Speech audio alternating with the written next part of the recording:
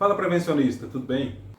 Devo utilizar o CBO, o Código Brasileiro de Ocupações, no LTCAT, no laudo de salubridade, ou talvez no PGR?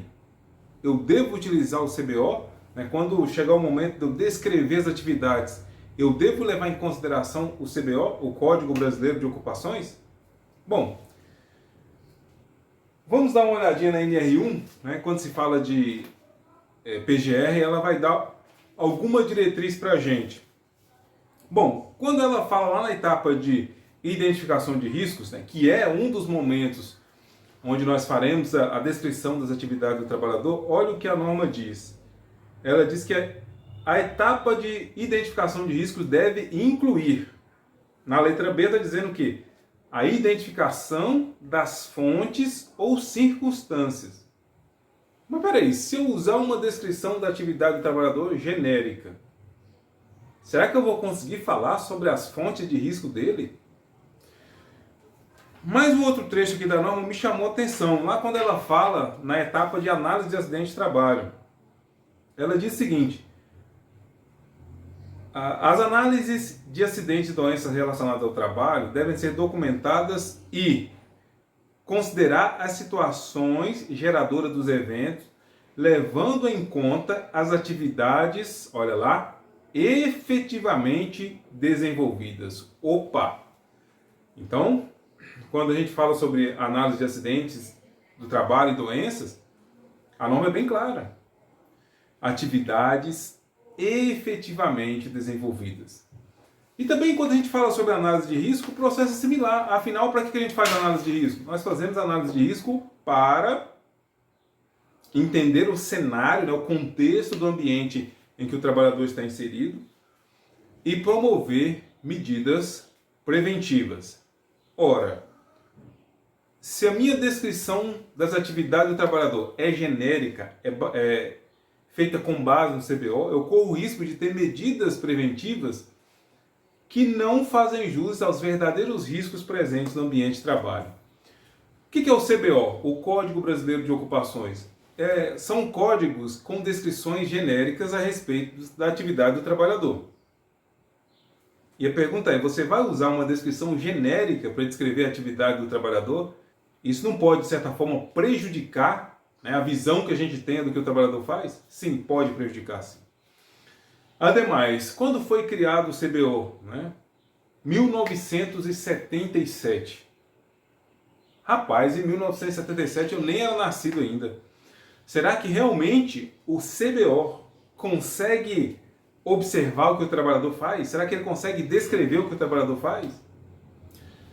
De 1977 para cá, os ambientes de trabalho mudaram muito, sim ou não? Absurdamente, A tecnologia, novos maquinários, novos processos de trabalho, novas ferramentas. Outra questão também que não é contemplada no CBO é que o trabalhador hoje nas empresas, na maioria das empresas, ele tem que ser polivalente. Ele tem que jogar muito bem na atividade dele e a atividade dele, além de ter mudado de 1977 para cá, em muitas empresas o trabalhador, além de fazer a atividade dele, tem que ajudar em outros setores, tem que interagir com outros setores. E o CBO não observa isso. Então, meu amigo e minha amiga, não faz nenhum sentido utilizar a descrição das atividades do CBO no seu documento.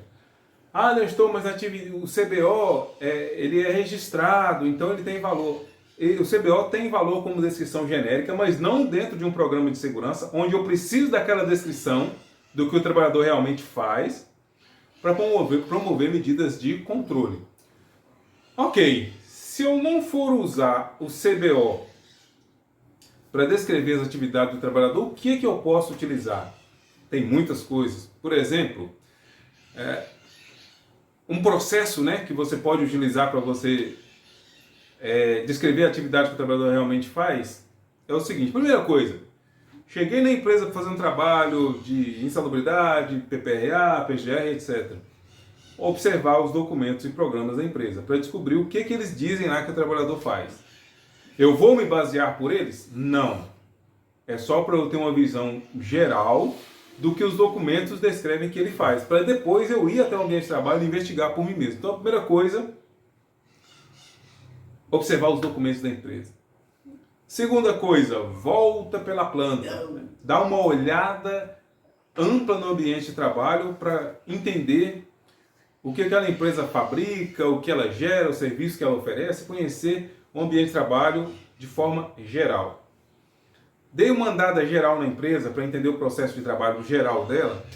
É hora de eu ir até o posto de trabalho do trabalhador, que eu quero fazer esse levantamento das atividades dele, ir até o posto de trabalho dele e conversar com ele, perguntar para ele como ele desenvolve as atividades dele, quanto tempo em média ele trabalha naquela função. Ele fica o dia todo lá?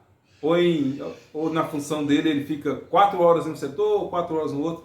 Assim eu consigo observar o que o trabalhador realmente faz na sua jornada de trabalho. Depois que ele me passa essa descrição do que ele realmente faz, o que mais que eu posso fazer? Eu posso e devo observar o que ele realmente faz. Vou tirar um tempo, ficar com a minha pranchetinha lá, vendo o que ele faz. Claro, sem interferir, o objetivo é que ele desenvolva a atividade normalmente. Aí sim eu vou ter uma visão do que o trabalhador realmente faz. Baseado no quê? Repetindo, observar os documentos da empresa, volta pela planta, entrevista com o trabalhador e, em quarto, uma observação do que ele realmente faz.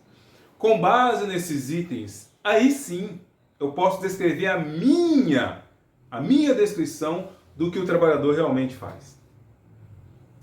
E essa descrição é a que vai lá para o inventário de risco do PGR, vai para a planilha de reconhecimento de risco do PPRA, vírgula, etc. O que eu observei e o que eu apurei que o trabalhador realmente faz. É importante que o profissional de segurança tome um cuidado nisso tudo, que ele descreva no documento a data em que ele fez a visita de campo. Por quê? Pode acontecer de que a forma como o trabalhador desempenha a atividade dele mude com o passar do tempo. Isso é até natural.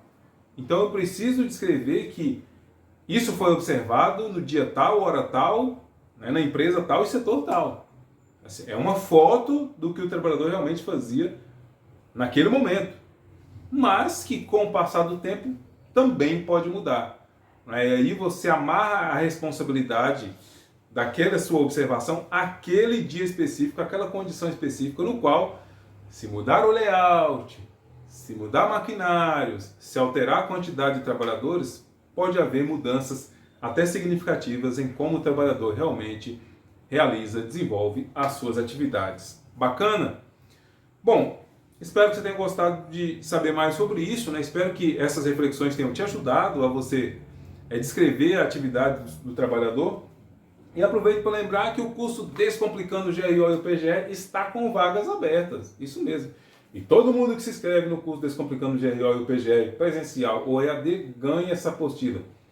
Nesse exato momento, desde que eu gravo esse vídeo, estamos com vagas abertas para o curso Descomplicando o GRO e o PGE no formato EAD.